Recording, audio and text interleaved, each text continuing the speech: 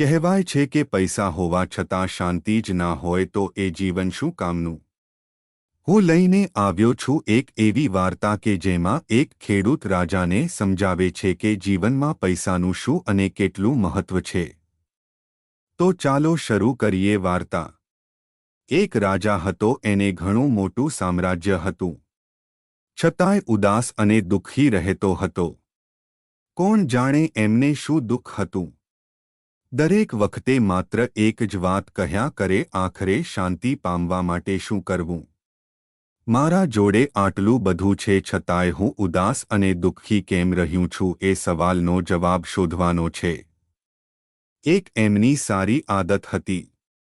એ મહિનામાં એક વાર તો પોતાના નગરમાં વેશ બદલીને પ્રજા સાથે સમય વિતાવે, જેથી કરી રાજા પ્રજાનું દુઃખ સારી રીતે સમજી શકે. એક દિવસની વાત છે. એક ખેડૂત પોતાના ખેતરમાં કામ કરી રહ્યો હતો.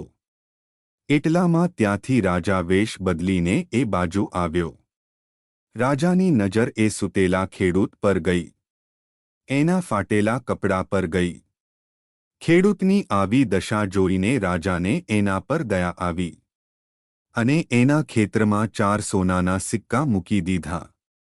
અને પેલા ખેડૂતને કહ્યું, ભાઈ, આ 4 સોનાના સિક્કા તારા પડી ગયા છે, લે આ સિક્કા. પેલો ખેડૂત કહે, આ સોનાના સિક્કા મારા નથી. આ જેને જરૂર હોય એને આપી દો. એક રાજા પણ નવાઈ પામ્યો કે આ ખેડૂત શું આટલો બધો સુખી કેવી રીતે હોઈ શકે? એટલે એનાથી રહેવાયું નહીં. તમે કેટલા પૈસા કમાઈ લ્યો છો? ત્યારે ખેડૂત કહે છે, 4 આના. રાજા કહે છે, શું તમે આ જે 4 આના કમાવો છો એનાથી ખુશ છો? ખેડૂત કહે, હા, હું ખુશ છું. હું આટલામાં સંતોષ માનું છું અને સુખી સુખી પોતાનું જીવન જીવી રહ્યો છું. પછી રાજા ત્યાંથી ચાલ્યો જાય છે અને સભામાં એ ખેડૂતને બોલાવવામાં આવે છે.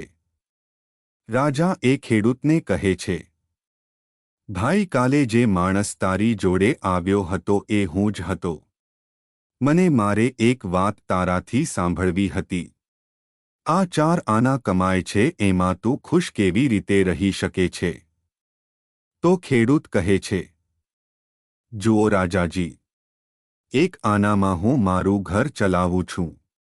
બીજા આનામાં છોકરાઓનું ભણવાનું અને એમની જરૂરિયાતો પૂરી કરું છું. ત્રીજો આનો હું મારા મા બાપ પાછળ ખર્ચું છું.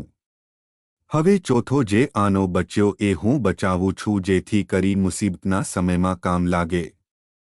રાજા આ ખેડૂતની વાત સાંભળી એટલો તો પ્રભાવિત થયો કે એને લાગ્યું કે આ જ સુખી માણસ છે.